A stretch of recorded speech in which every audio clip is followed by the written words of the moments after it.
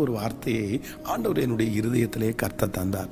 2 ராஜாக்களின் புஸ்தகம் 3ஆம் அதிகாரத்தினுடைய 18வது வசனத்தை வாசிக்க போகிறோம். இது கர்த்தரின் பார்வைக்கு அற்ப காரியம், மோவாபியரையும் உங்கள் கையிலே ஒப்பு கொடுப்பார்.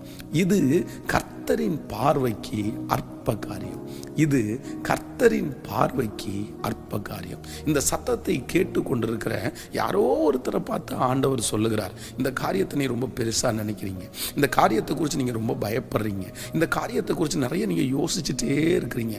ஆனா ஆண்டவர் சொல்லுகிறார், இது நீ நினைக்கிற அளவுக்கு ரொம்ப பெரியது அல்ல, உங்களை சுற்றி இருக்கிறவர்கள் சொன்ன அளவிற்கு பெரியது அல்ல. ஒருவேளை எல்லாரும் சொல்லலாம் இது ரொம்ப பெருசு பெருசுன்னு, ஆனா ஆண்டவர் சொல்லுகிறார், இது அற்ப காரியம். இந்த தேவையை சந்திப்பது அற்ப காரியம். இந்த சூழ்நிலையை மாற்றுவது ஆண்டவருக்கு அற்ப காரியம். கர்த்தர் திரும்ப திரும்ப வாக்கு கொடுக்கிறார், மகளே மகனே, இல்லை இதை நீ ரொம்ப உங்களுக்கு பெருசா தெரியலாம், உங்களை சுற்றி இருக்கிறவங்களுக்கு பெருசா தெரியலாம், ஆனால் என்னுடைய கர்த்தருக்கு அற்ப காரியம்.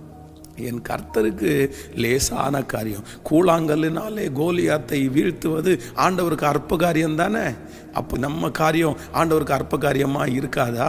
5 அப்பத்தையும் 2 மீனையும் கொண்டு 5000 பேருக்கு போஷிச்சார்ல, அது அவருக்கு அற்பமான காரியம் தானே. அப்போ நம்முடைய காரியம் அற்பமாய் ஆண்டவருக்கு மாறாதா?